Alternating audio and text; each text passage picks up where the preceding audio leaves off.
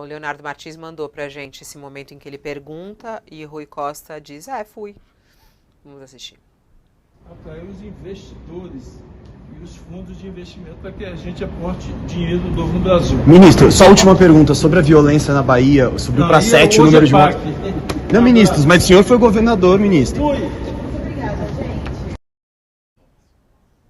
Essa cera é forte, né? Porque a gente às vezes fala, tem um peso, mas quando você vê a imagem, ele virando as costas para um assunto tão grave. A gente está falando, as pessoas estão muito preocupadas com essa violência na Bahia.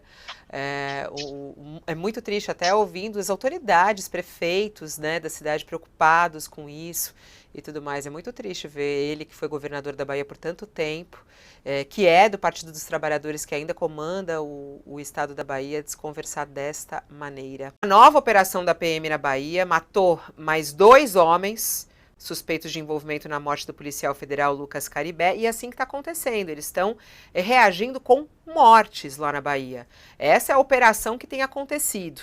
É assim que eles estão tentando resolver. Já chega a 9 o número de mortos pelas forças de segurança nesses últimos dias. A polícia diz que os 2 homens morreram em confronto nos bairros de Peripere e Palestina, em Salvador.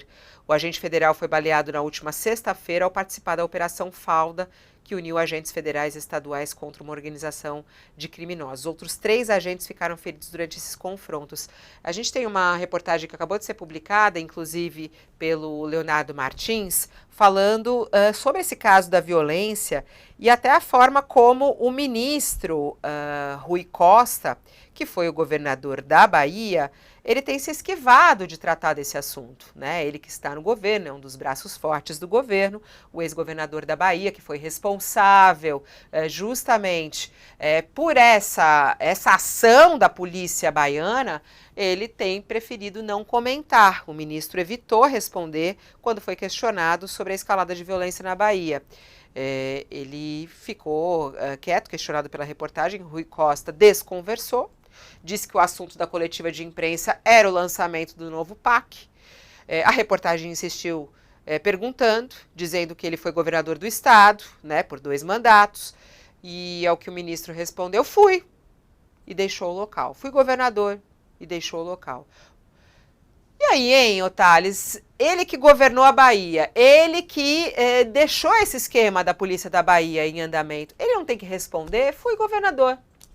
Não tem que A responder? esquerda na Bahia, Oi?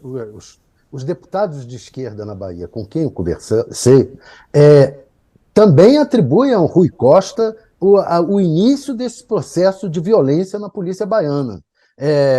O Rui Costa, quando assumiu, teve vários protestos, tinha tido vários protestos da polícia, e ele fez meio que um trato com a polícia baiana de não se meter na forma como eles tratam lá com as operações dele. E aí ocorreu que isso foi num crescendo, e ficou assim. Hoje, a polícia baiana é igual à polícia de São Paulo.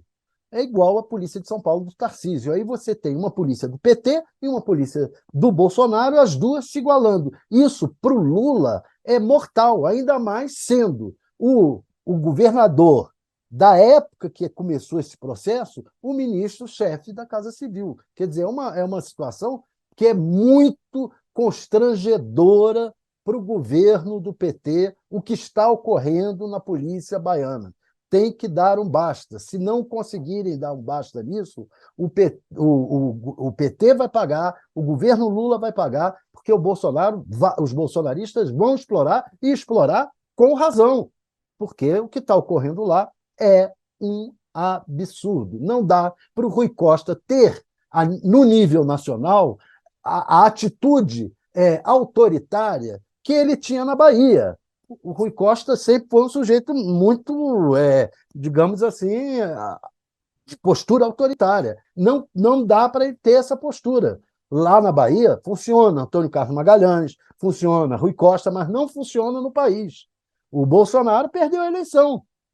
É hora do Rui Costa botar a mão na cabeça, fazer uma autocrítica e partir para solucionar o problema, ele com o governador que foi eleito lá pelo PT, o Jerônimo, que já devia estar estar mudando isso, ele se juntar ao Jerônimo, fazerem uma autocrítica e resolverem urgentemente o problema na Bahia.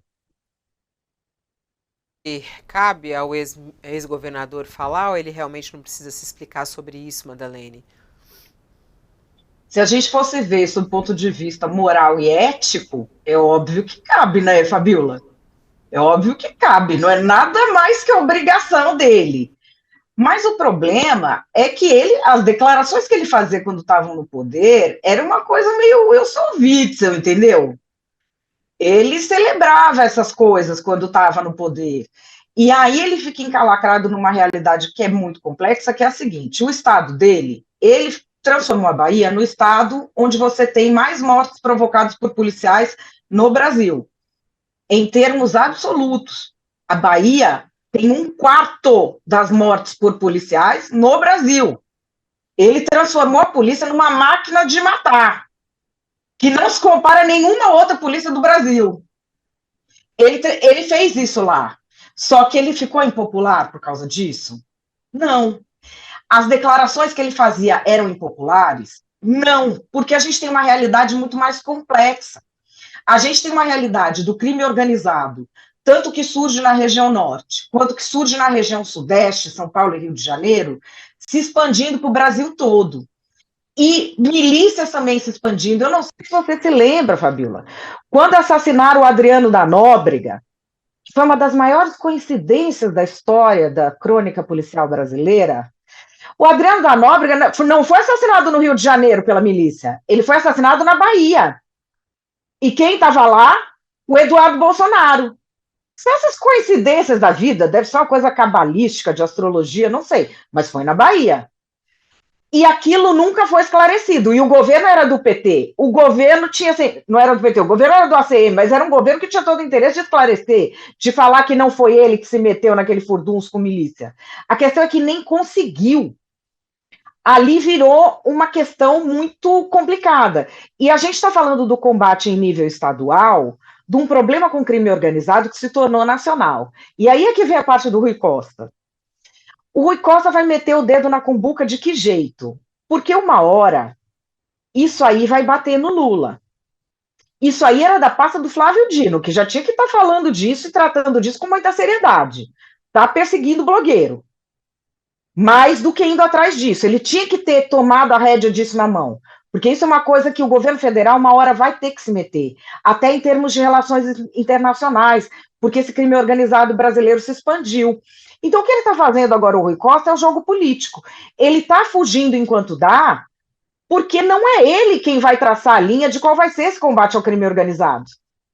Isso é uma coisa que vai estar no Ministério da Justiça e Segurança Pública, na própria Presidência da República, e é um tema que está chegando cada vez mais no governo federal. Por quê?